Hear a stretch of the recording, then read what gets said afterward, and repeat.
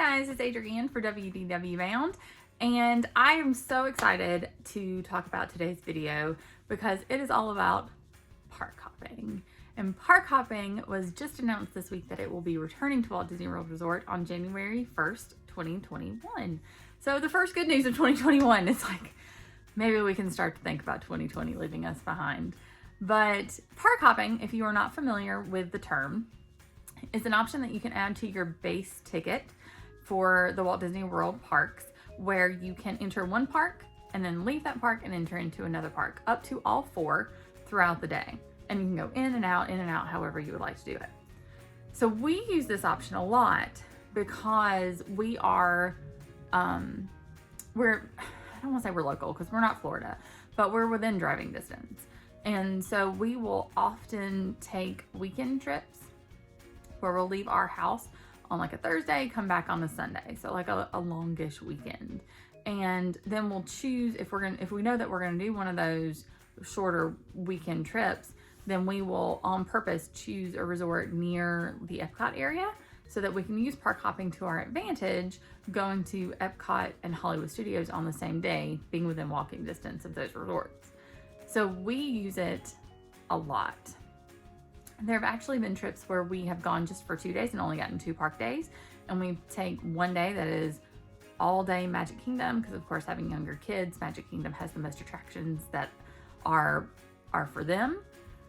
And then we'll take the next day and possibly go to 3 parks. We have done that before in the past. So park hopping is returning and we are so excited about that. And it doesn't look too awful different from what I can tell.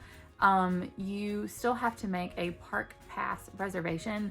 And I don't know about you guys, but it just seems like to me that making a park pass reservation is going to stick around for a little while. I don't know how or when or what it will look like should they decide to change that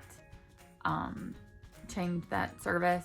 However, I have heard that Fast Pass service, like the actual technology that allows you to make and use fast passes, was basically overlaid to create the park pass system. So until they either create a new system or server or whatever it is that they need to do for a park pass system, it seems that fast pass won't be returning. But that's just some conjecture on my part. I don't know. It's not like I have some inside source at Disney or anything like that, but at this time, my understanding is that Park Pass and Fast Pass cannot exist within the same universe until things change. And we all know about Disney IT and we all know about how they do technology, and it's not great. So I don't not believe that information, if that makes sense. But like I said, so for the time being, as of January 1st, 2021, you will be able to make a park pass reservation in your first park of the day. You must enter into that park, and then once you leave, you will be allowed to go into your second park of choice. That will, of course, be dependent on whether or not there is capacity in that park, meaning Disney also just recently announced that they've increased their park capacity from 25% to 35%, which makes sense given that the holidays are coming up and a lot of people travel down there, especially for Thanksgiving and Christmas. So I think if they hadn't increased capacity, they were going to have a lot of very, very upset returning guests. So our park capacity has increased, like I said, up to that 35%. And I do expect, again, just as a side note, I do expect that they will reach capacity on Christmas Day, Christmas Eve, Thanksgiving Day, New Year's Day, New Year's Eve, like they typically do, and it'll be a lot faster. So hopefully you already have, if you're planning on traveling, you already have those reservations in place. If not, I would get onto that pretty quickly. But the main point of this video is to talk about just how excited I am that park hopping is returning. It is a major part of our park planning. Just again, because we do go for shorter trips, as annual pass holders, it's easier for us to make multiple short trips than it is to get off work and plan for several longer trips throughout the year. So, and park hopping is also I don't want to say free, but it is included with having an annual pass. So a lot of annual pass holders have complained since the shutdown in March and reopening in July that the annual pass isn't as valuable to them as it was in the past, and that's completely true. However, with the return of park hopping, hopefully that will, give a little bit more to those people who have been a little upset with Disney. And I just, again, I just feel like I'm ranting this video, but I have not been upset with how Disney has handled any of this. It makes complete sense to me, the decisions that they've made. And as an annual pass holder, I have not been upset or discouraged or angry or any of those things with the diminished value of my pass, given that we're in a global pandemic. And that is literally the least of my problems right now, is thinking about how I don't get to park hop if I decide to go to Disney.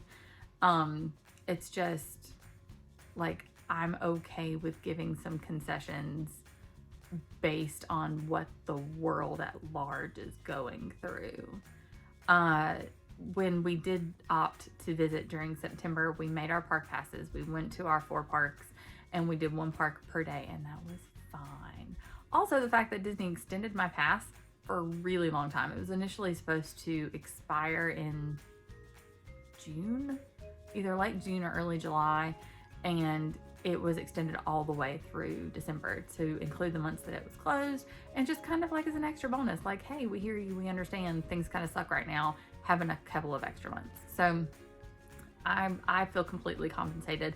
And even if I wasn't completely compensated, I would still be more concerned about the thousands of cast members that have been let go and no longer have a job or a source of income than I am about the fact that I don't get to park hop, or I can only make so many day reservations as an annual pass holder than I used to be able to just randomly show up, which I didn't do anyway because I'm not like a Florida annual pass holder, but still. So, yeah, didn't mean to get into that. Sorry about that. But like John Chris says, maybe you can check your heart if you're more concerned about you haven't been able to park pass or park hop than being concerned about all the other ramifications that have been happening. So, sorry, just kind of felt the need to say that. But tell me about your experiences with park hopping. Is that something that you use, that you plan into your trips? Do you buy the park hopper pass when it comes to buying your tickets, knowing that you're going to park hop? Or do you just like to have that option? Or do you feel that it's unnecessary? Let us know down in the comments. We thank you so much for watching. Please like and subscribe if you haven't already, and we will see y'all next time.